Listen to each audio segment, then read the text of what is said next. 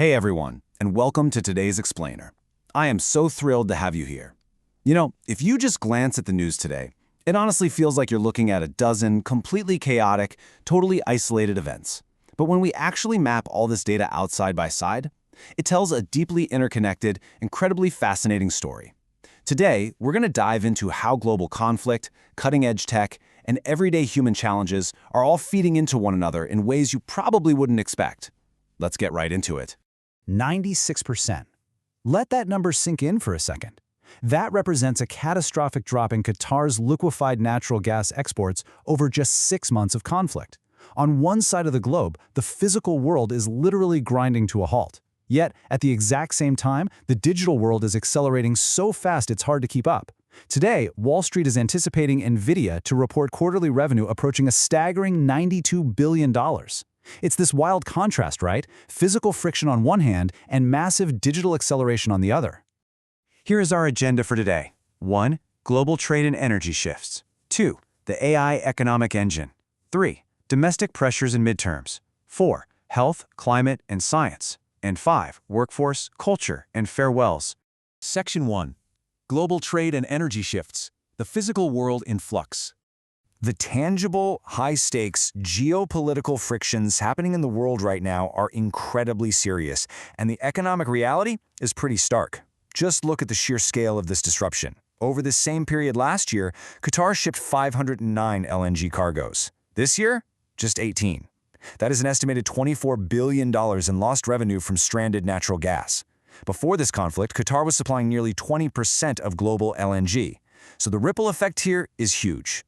This specific bottleneck is practically forcing Europe to rely way more heavily on American LNG, especially since European gas storage is sitting at historically low levels as we head toward winter. And a massive chunk of this disruption is rooted right in the Strait of Hormuz. Now, there is a bit of diplomatic optimism out there. Iran and Oman have resumed talks for a temporary navigational corridor, and they're even discussing mine clearing.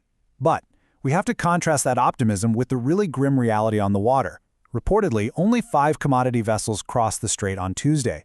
Traffic is just severely constrained. It's a pretty sobering reminder of how fragile global energy markets actually are and how vulnerable they remain when diplomacy stalls.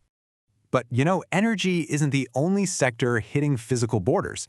We are seeing some rapidly escalating friction right here in North America. Canada recently imposed retaliatory tariffs on roughly $20 billion of American steel, dairy products, appliances, and farm equipment. In response, the U.S. president threatened 50% tariffs on Canadian vehicles and automotive parts starting January 1st. Now, whatever your political stance might be, the reality is that this injects a profound amount of uncertainty into North American supply chains. It hits pricing, and it absolutely hits automotive workers whose daily livelihoods depend entirely on cross-border trade. Section 2. The AI economic engine, the digital acceleration. All right, we are pivoting sharply away from those physical borders and jumping straight into this frictionless, booming digital gold rush. NVIDIA's projections for Q3 are just off the charts. The market is expecting a massive $92 billion in quarterly revenue. That's an astonishing 82.8% growth in third-quarter sales, all while maintaining an adjusted gross margin near 75%. NVIDIA is absolutely the undisputed bellwether of the market right now. These numbers are ultimately going to decide if this massive AI capital spending boom can sustain these sky-high valuations, or if corporate buyers are going to start demanding measurable returns before they greenlight any more infrastructure. Just to really grasp the scale of this digital land grab, think about this number, $285.9 billion.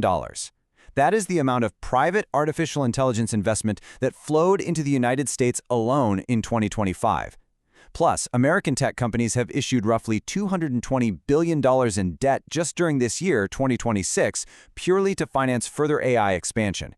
The sheer volume of capital flooding into this space right now is totally unprecedented. But here is where this digital boom circles right back and collides with the physical world. It's what I like to call the AI butterfly effect. Step 1. AI infrastructure demand scales up rapidly. Step 2. Data center construction just absolutely booms. But then, look at Step 3. This causes an immediate, intense strain on our power systems. All that data center electricity consumption is drastically accelerating demand for natural gas, nuclear power, and brand new transmission infrastructure. So this completely frictionless digital boom, it's smacking right into the very real, very physical boundaries of our power grids.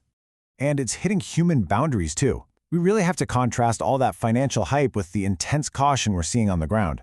OpenAI is adding new safeguards for its ChatGPT for teens, Meta is testing child safety algorithms, Congress is actively rushing to develop privacy and audit proposals for these powerful AI systems.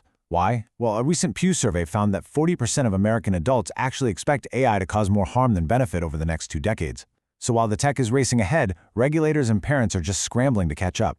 Section 3. Domestic pressures and midterms. The human impact.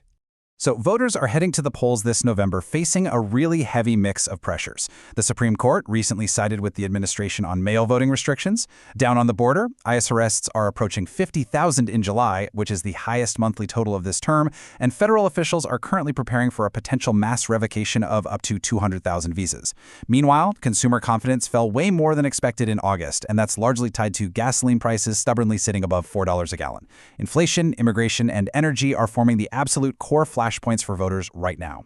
And that anxiety, it extends right into the workplace, where we're seeing this fascinating, almost contradictory labor shift. White-collar tech roles are genuinely under pressure. About 120,000 tech workers lost their jobs across 228 companies in early 2026, mostly as automation absorbs those routine research and admin tasks. But on the flip side, blue-collar and specialized infrastructure jobs are absolutely exploding. That data center boom we talked about? It's driving massive demand for electricians, cooling specialists, power engineers, and robotics experts. The modern economy is literally rewiring itself right in front of us. Section 4. Health, Climate, and Science. Navigating Extremes. Now, while our economy rewires itself, our physical environment is presenting some truly immense challenges. Globally, emergency responders and public health systems are under immense systemic strain. Over in eastern Congo, Ebola response workers are dealing with exhausting conditions, unpaid wages, and major staff shortages. Here in the U.S., dangerous heat is just baking the southern plains and southwest, creating a huge threat for older adults and outdoor workers. Out west, the Hawk Fire destroyed over 30 homes near Reno, sparking severe air quality warnings. Whether it's fighting outbreaks or severe weather, our systems are being tested by extremes on all fronts. But there are definitely bright spots, and this one is just incredible. Moderna and Merck recently reported some highly encouraging melanoma results for a personalized mRNA cancer vaccine when combined with Keytruda. Researchers are now extremely optimistic that these findings could pave the way for developing individualized vaccines that target other forms of cancer too. It's just a beautiful example of how medical technology is rapidly advancing toward customized, genuinely life-saving treatments. Section 5. Workforce, Culture, and Farewells. Pausing to reflect. Amidst all this technological disruption and geopolitical noise, we really need to pause for a moment of respect. Dolly Parton has passed away in Nashville at the age of 80. She was, without a doubt, an absolute American icon. From her songwriting and business ventures to her incredible philanthropy, her influence extended so far beyond country music.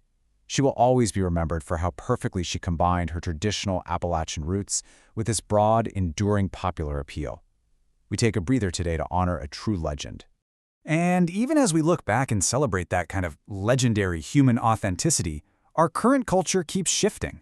We see humans achieving greatness, like Bruno Fernandes breaking assist records on the pitch to be named PFA Player of the Year, or independent musicians completely cutting out the labels to go direct to fan.